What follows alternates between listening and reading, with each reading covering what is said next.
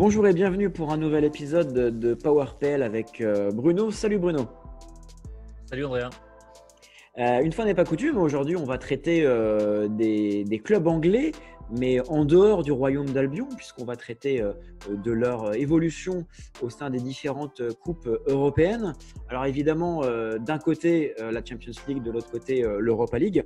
Alors très rapidement pour dresser un tableau des forces en présence au niveau de la Champions League, on a donc Liverpool qui avait remporté son match 2-0 à l'aller. Donc on peut dire quelque part qu'ils ont peut-être un pied et trois orteils en quart. Man City également est plutôt en ballottage favorable. Et peut-être dans une moindre mesure, parce qu'on ne sait jamais comment l'Atlético de Madrid peut réagir, Chelsea est allé gagner entre guillemets à Madrid sur ce fantastique but de Giroud. Donc potentiellement on pourrait se diriger vers un 3/3 en Ligue des Champions. Tu nous diras ce que tu en penses. Et concernant l'Europa League, donc, où on est également au stade des huitièmes de finale, 3 clubs engagés. Alors évidemment, ce match que tout le monde attend, où United va affronter le Milan, donc on se croirait revenu presque dans les années 90 ou au début des années 2000, où on a deux clubs particulièrement en forme et deux clubs particulièrement légendaires. On a Tottenham qui ira affronter le Dynamo, toujours un petit peu délicat, et Arsenal qui jouera contre l'Olympiakos. Donc pareil, pourquoi pas un 2 ou un 3/3 d'ici le stade des quarts de finale en Europa League. Donc déjà concrètement concernant la Champions League, qu'est-ce que tu peux nous en dire des expectatives des clubs anglais? Déjà, le bilan des clubs anglais en Coupe d'Europe sur le dernier tour est très bon, puisqu'on a eu 3 victoires en Ligue des Champions des 3 clubs anglais qui jouaient officiellement, on va dire, à l'extérieur, même si ce n'était pas tout à fait le cas, parce que c'était surtout pour beaucoup des matchs sur terrain neutre. Et puis en Europa League, il y a 3 clubs sur 4 qui sont passés, même si on est un peu déçu par l'élimination de Leicester à domicile face au Slavia Prague. Pour moi, il y a 2 choses différentes. C'est vraiment 2 compétitions très différentes. L'Europa League en Angleterre, depuis quelques saisons maintenant, c'est quelque part une séance de rattrapage pour les clubs qui ne se qualifieraient pas pour la prochaine Ligue des Champions via le championnat. C'est pour ça que les clubs anglais prennent de plus en plus au sérieux cette compétition. Ça se traduit dans les résultats ces dernières saisons des clubs anglais, avec plusieurs finales, la victoire de United, la victoire de Chelsea. Mais voilà, et quelque part en Europa League, les clubs anglais, qui font quand même partie des 10-15 clubs les plus riches au monde, c'est assez logique qu'il y ait une certaine domination sur cette compétition. Pour la Ligue des Champions, je suis un tout petit peu moins optimiste que toi sur les chances de qualification. Pour ce qui est de Liverpool et ce match face à Leipzig, on n'a pas du tout reconnu Leipzig. Liverpool a fait un match sérieux, mais ils ont des erreurs dans de Leipzig. Et puis surtout, c'était un match pas vraiment à domicile pour Leipzig. Et donc, il y a encore des doutes d'ailleurs sur la tenue du match à Liverpool, sur le match retour. Donc, ces matchs à huis clos et ces buts à l'extérieur, quelque part, c'est un peu trompeur. Et que Liverpool, on le voit cette saison, ils sont quand même très irréguliers. Donc voilà, il faut se souvenir de ce qui s'est passé pour Liverpool la saison passée face à l'Atlético Madrid. Il était sorti d'un match aller avec pas mal d'optimisme et finalement, ils se sont fait éliminer à domicile par l'Atlético. Pour ce qui est de Chelsea, face à l'Atlético justement, certes ils se sont imposés pas à Madrid parce que c'était match à huis clos sur terrain neutre, et je trouve qu'on n'a pas retrouvé non plus l'Atlético de cette saison qui était beaucoup plus joueur en Liga, et encore une fois le Chelsea est beaucoup trop irrégulier pour se dire que ça va passer. L'Atlético Madrid, ça fait partie cette saison sans doute des 4-5 meilleures équipes d'Europe. Et que le fait de ne pas avoir de public à domicile peut avoir aussi son importance. L'Atlético est tout à fait capable de s'imposer 2-1 à Chelsea. Donc prudence, beaucoup de prudence. La seule pour moi équipe qui se qualifiera, c'est Manchester City, parce qu'il y a plus de certitude à City cette saison, et parce que Mönchengladbach a vraiment mesuré la différence de niveau avec City. Mais voilà, en tout cas, ballottage favorable, et ça, c'est plutôt une bonne nouvelle. 3 victoires sur les 3 matchs allés, c'est plutôt une bonne nouvelle pour les clubs anglais. Oui, en effet. Et justement, par extension, si on peut faire un petit focus rapide sur Chelsea. Alors certes, évidemment, ce match retour ne sera pas un parcours de santé.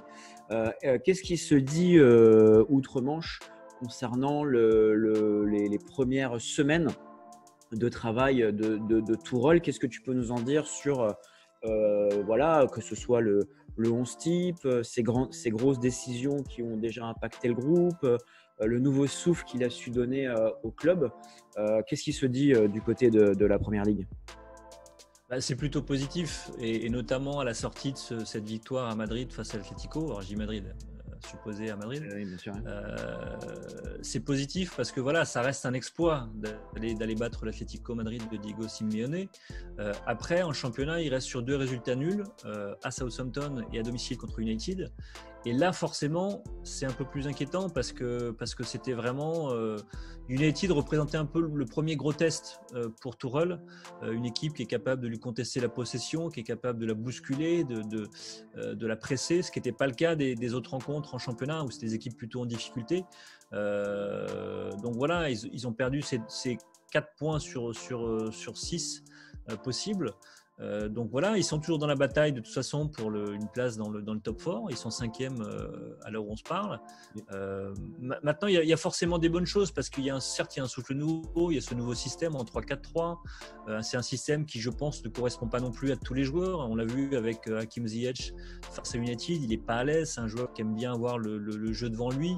Et quand il est sur un côté, un peu comme Riyad Mahrez, c'est un joueur qui aime bien repiquer dans l'axe, partir du côté droit, revenir sur son pied fort, sur son pied gauche. Il est beaucoup plus à l'aise. Défensivement, je ne suis pas totalement convaincu de la solidité de cette défense à 3 avec Rudiger, Azpilicueta et Christensen. On l'a vu face à United également. Donc voilà, pour moi, ça reste un peu entre deux. Je ne m'enflamme pas sur les débuts de Tourelle à Chelsea. Ça a été des débuts convaincants, mais face à des adversaires qui le permettaient.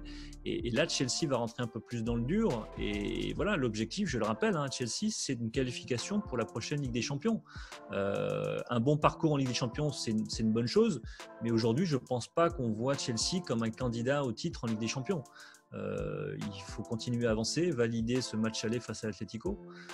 Voilà. Après, on a vu aussi des choses qu'on avait déjà vues au PSG, notamment la gestion humaine de Tourelle. Il y a des choses qu'on surpris. Il a été très dur, je trouve, avec Hudson-Odoi quand il l'avait remplacé une demi-heure après l'avoir fait rentrer face à Southampton. Tammy Abraham qui a été remplacé 2 fois dès la pause dans ces matchs. Il n'était même pas sur la feuille de match contre United.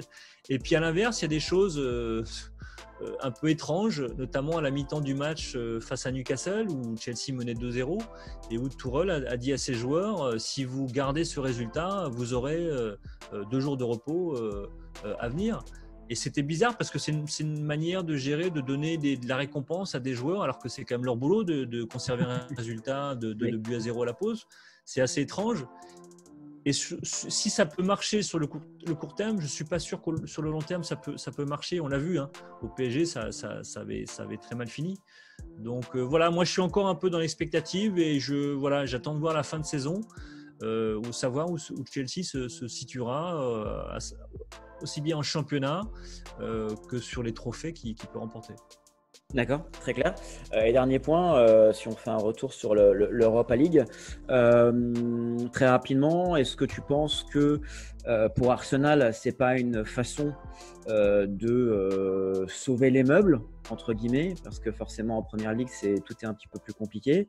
Et autre point, concernant ce superbe duel entre United et le Milan, qui sont tous les deux clubs dans leur championnat respectif, qui ont un leader particulièrement fort devant, à savoir l'Inter et Man City. Est-ce que c'est pas une façon aussi pour eux, pas de faire un petit bonus dans leur saison, mais parce qu'à contrario, est-ce que justement pour United, c'est pas un risque de jouer l'Europa League à fond? Est-ce qu'ils ont l'effectif pour aller au bout? Donc, premier point sur Arsenal, sauver les meubles, et deuxième point pour United, d'avoir un banc suffisant pour jouer les 2 compétitions à fond. Pour Arsenal, c'est clair et évident, et ça se voit d'ailleurs un petit peu dans la gestion de l'effectif de Mikel Arteta, qui avait par exemple reposé des cadres pour le déplacement à Leicester en championnat, des cadres qui avaient brillé face au Benfica, donc qui sont Aubameyang et Bukayo Saka.